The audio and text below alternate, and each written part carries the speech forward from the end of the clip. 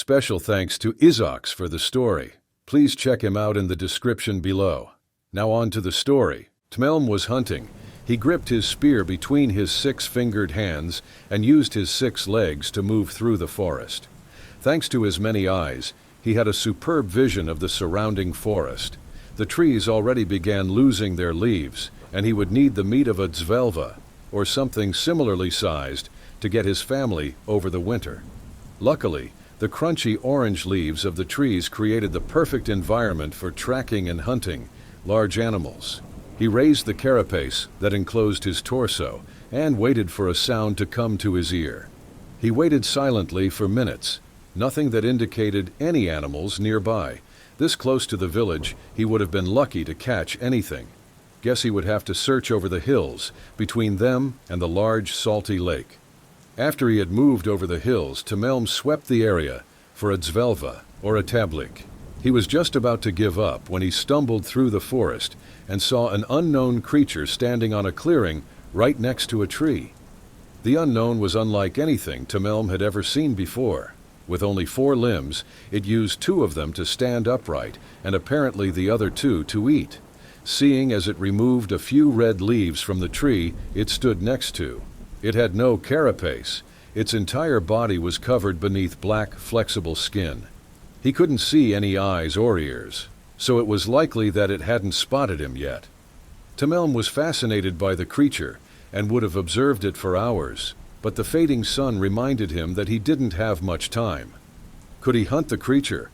Surely he could. It might be taller than him, but it didn't have any defenses like a carapace. He stepped onto the clearing, careful not to make too much noise. Apparently, he failed as the creature turned around and looked towards him. Tmelm decided to rush his prey. He ran towards the strange thing when some kind of shiny rock appeared in the upper appendages of it.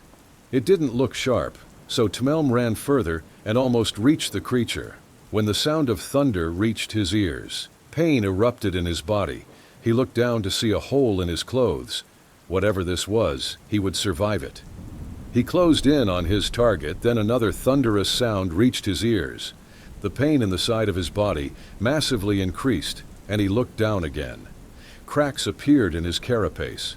Tmelm knew that a broken carapace meant a slow and certain death. He tried a last-ditch effort to take down the creature, but it was fruitless. He crashed down, and the impact did the rest to his carapace. He looked upwards to the creature standing above him. It had attacked him from a distance with lightning. It could only be a god, or another kind of supernatural creature, and he had foolishly attacked it and was now dying for it. These were his last thoughts before he fell unconscious. Tmelm awoke. He laid on a bed, one much softer than his one at home. Where was he? How did he get here? What had happened? Then he remembered his encounter on the clearing, the strange supernatural creature, and his cracked carapace. He had fallen unconscious from pain, which meant he should be dead. Was this the afterlife the elders had spoken of? So why did he still feel pain? His arms and legs were held together by a long, thick string, and he was completely unable to move them. He looked down to the crack in his carapace. It was no longer there. Only a small bump that ran along the entire former position of the crack was visible. The crack itself had sealed. How was this possible? Fully broken carapaces couldn't heal. He observed his surroundings. He was in a room with walls that had the color of snow. The material was made neither of rocks nor from wood, or any other material he knew. Maybe it was similar to the weapon the creature had wielded against him, but he wasn't certain. A hole suddenly opened in the wall, and another 2-legged creature entered, with what had to be snow-colored clothing. Its looks were strange. It had a completely different head to that from the ground. Also, its fingers looked different. It looked at him, then looked at a flat plate made from the wall material. It shaked its head around, then left the room again. He had to be either in the afterlife or in the domain of the gods, he concluded. If the god he had met could injure him with lightning, then there should also be one capable of healing his carapace. But why? He had attacked a god. Shouldn't this be an offense punished by death? Had they perhaps only healed him to make sure he would survive to meet their judgment? He shivered. He had to get out of here, even if it meant that they would only kill him later. Tmelm concentrated. Now he could see the fine lines that indicated a passage in the wall. Then the passage opened again, and the god of storms, the one he had attacked, appeared in the room. It looked at him with its eyeless face, then grabbed him at his legs and threw him over its shoulder. Tmelm panicked. He was not prepared to die so young. He could only look backwards as they moved further from the bed and through the passage. They marched through a gigantic house, with magic lighting and openings that didn't let anything through them. There was nothing to see when he looked outside. Tmelm saw a few additional gods, all of them looking strangely different from another. Then the one carrying him moved through another passage, into a small room with 2 seats on either side. They flung him into the seat on the right, secured his body in position with flat, wide strings, and took place on the left. Then a large clunking sound ran through the room and Tmelm was suddenly weightless. He used the time to look out of the opening right next to him and saw a large half-moon-shaped ring the colors of water, leaves, and wood. It slowly became bigger as he kept looking at it.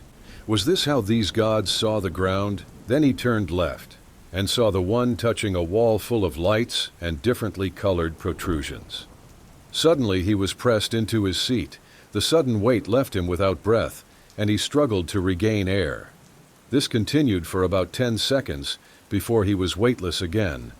The next minutes were silent. Tmelm couldn't talk to his neighbor, and wasn't even sure they would respond. So the two just sat there, silently. Tmelm began feeling a little bit of weight, and was slowly pressed into his seat again. He looked outside to see flames raging around the room he was in. He screamed. Instantaneously, a hand rushed over to his mouth and pressed it shut. Tmelm tried to remove the hand, but his arms were still bound. He was forced to watch as the flames became stronger and stronger, and he was pressed more and more into his seat. He was rattled around. The force pressing became stronger and stronger, and Tmelm wondered whether the flames, the rattling, or the force would kill him first. After what felt like an eternity, the flames subsided, and he began feeling lighter. The hand was removed from his mouth, and he could fully breathe again. He looked left and saw the creature's stare focused on the wall of light. Then the same force pressed him back into his seat, and he was rattled around again. He caught his breath rather quickly, then looked back left. Why were they so tense? Then he heard a loud rumbling from below. It almost sounded like thunder, but continuous and louder. It became louder and louder, then it suddenly cut and everything became still. He lay on his seat and was back to normal weight. His seat neighbor also looked much more relaxed than before, and turned around to look at him. They moved from their seat to the middle, pulled him from his, then pressed on a light at a board. The floor below them sank downwards, and the walls were replaced by strange round objects of many different sizes. Then the way downwards stopped, and they stepped from the piece of floor, now hanging just above the ground, which looked as if it had burned recently. They put me back on their shoulders, ignored the hot surface, and moved forwards. After a short time he saw a massive object with a snow-colored upper side and an ash-colored lower side.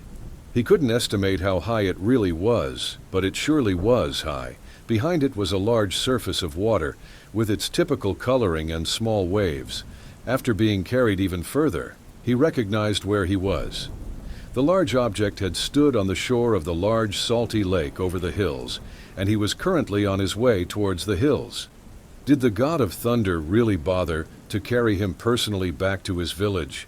Then his carrier suddenly stopped and put him onto the ground. He immediately recognized the clearing they were on. With a strong pull, he was flipped upside down, and his weakly protected underside and joints were exposed. They pulled out a knife made from the shiny material, which looked really sharp, then moved it towards Tmelm's underside. "Please don't hurt me, please don't hurt me," were Tmelm's thoughts before he closed his eyes and expected the cut at any time. The pressure holding his limbs together disappeared. He opened his eyes and saw that they had cut the string holding his limbs together and had moved a little bit backwards. He turned himself upside down, then stood up. He pointed his right hand at himself, then told the god his name, Tmelm. They pointed on of their fingers on them and said human to him. They picked up his hunting spear and flung it through the air into his hands. Then they made a gesture with their hand. He interpreted it as to come closer. They continued, then turned around and stepped into the forest. Tmelm followed. They were a little bit faster than him, but occasionally waited for him to catch up. After a medium amount of time, they stopped and switched to moving very carefully. Tmelm closed up with careful steps himself until he was directly next to them. They pointed into the forest. Tmelm followed their finger and saw a Zvelva in the distance. Before he could sneak close to it, they raised their weapon at the animal. A large booming sound, which almost pierced the ears of Tmelm, ran through the forest, and the Zvelva dropped dead on the ground. Tmelm moved to the corpse and began picking it up. He held it in his hands and offered it to the god. They declined and helped him put the Zvelva on his back. He imitated the gesture they had used to tell him to follow and began marching back to his village. After a while, he turned around to see if they had kept pace with him, but saw no one. He moved back to where they had hunted the Zvelva, but he found only footsteps into the other direction. He followed them and ran back to the shore. The large object was still on the sand, but the floor panel that had hung on the lower side was gone. Then flames lit up on the lower side, and the loud rumbling was back. Almost as if it was weightless, the object began moving up into the sky and became smaller and smaller. Tmelm looked after it until it became too small to see. Then he turned towards the hills and walked, with his hunting prize on his back. He had a story to tell. Sara took off her helmet after the atmosphere had stabilized back to Earth levels. She untied her braid and flung her red hairs over her shoulder. She unmuted the radio and hailed the UNS Pioneer 10. UNS Pioneer 10, this is Star Fox 1, do you copy? Star Fox 1, this UNS Pioneer 10, you are loud and clear over. Pioneer 10, do you have me on radar? We have you on radar, calculating necessary maneuvers now. She thought back to her encounter with the strange semi-arachnoid down on the planet and had to chuckle. What is so funny, Sara? Her radio asked. You know, Jang, this is the first encounter between humans and another sentient species, and the first thing that happens is a shooting. What a terrible way to encounter one another. She laughed. Well, you had to shot him. You could have just sat back. The surveyor suits are resilient enough to stave of pistol fire. Well, exploration protocol states that the life of the surveyor goes first, and that shooting is a valid way of self-defense. Also, he gave us valuable probes and some insights into the formation of conscience. That should at least be worth the efforts that Giorgio put into bringing him back up. Yeah, you definitely owe Giorgio one of your cake rations. I've only got 2 of them left. I have to save them already. You know that we still have 2 months left on our mission. Giorgio, you heard that. 1 cake ration from Sara for you. Zhang, you best, she sighed. All right, 1 cake ration for Giorgio. She paused again. Is the navigation plan finished? Leah is going through it, but she should finish in a few seconds. Yep, it's ready. Sending it to you now.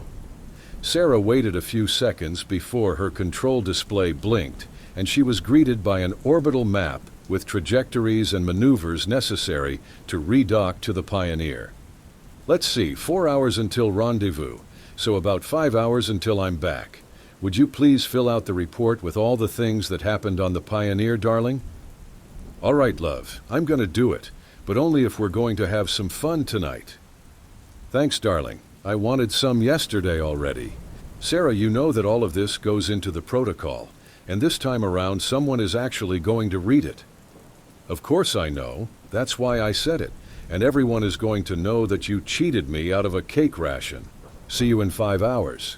See you in 5 hours. Sara closed the radio channel and focused on the maneuver list in front of her. Next maneuver in 40 minutes. That was ample time to start filling out the documents. Planet, Spectre, 114 Zurich 392b. Inhabitable, yes. Suitable for colonization, no. Reason for classification, inhabited by primitive sentient species, further indirect study needed. See attached first contact report. Signature, Sara Witt. She looked at the maneuver list again, 15 minutes until the next maneuver. Computer, open first contact report. Opening first contact report. First contact report P-10-1, system of first contact, species nickname, species homeworld, species biological data, technological level, course of first contact, future diplomatic outlook, additional information. She carefully filled out the data, describing her encounter with the alien in great detail until an alarm ripped her from her recollection. The first maneuver was due in 30 seconds. Sara watched the automatic flight control system execute the maneuver, then looked back at her report. She finished the protocol, then relaxed back in her seat. She still had about 2 hours until the rendezvous. 1 week later, Sara sat in the mess hall of the Pioneer 10 together with the entirety of the ship's crew. New orders had finally arrived from Earth. "Did we get in concrete orders?" she asked. "No, just a proceed at your own caution order," Captain Cluse answered. "So, to all of you, what do we do?" "I would definitely like to survey this planet more, Zhang, but we're not supposed to interfere in the affairs of primitive civilizations. Our previous actions might have already caused some trouble already." "Sara, what do you mean?" "Well, I love field work, but Zhang is right. We could cause massive trouble if we continue with ground missions. The guy we kidnapped probably already thinks that he met God. If more people report of things like this, we will create a mass religion about us. So our consensus is that we should stop ground missions. I would then suggest that we deploy our Sentinel satellite and keep watch. This is going to give us orbital pictures and radio data once they advance technologically." "That's probably our best option," Sara replied. "Let's do it." "Zhang, you agree?" Zhang nodded. "Leia, Pierre, Giorgio, Peter, you agree?" All except Leia nodded. "Leia, what do you mean?" "I want to add that we should probably install an asteroid defense system in this system. We don't want to return sometime to see them all dead like the dinosaurs. We don't have a portable asteroid defense around, so we will have to ask back on Earth. We will keep it to the Sentinel for now. Anyone else disagreeing?" Everyone shake their heads. "Sara, Peter, you go outside and move the Sentinel from the outside cargo bay to the Starfox cargo bay. Sara, you take the Starfox into a polar orbit and release the satellite. After you return, we will survey the other planets of this system, and then head back home." "Why do I have to do this? You know that the whole procedure takes 3 days," Sara complained. "Peter had much less deployment time than me around here." "That's an order, Sara. Besides, you're the one who handles loneliness the best, and you know that we installed a copy of the video game library for you." "Rock, paper, scissors, Sara," Peter told her. "Whoever loses has to deploy the satellite."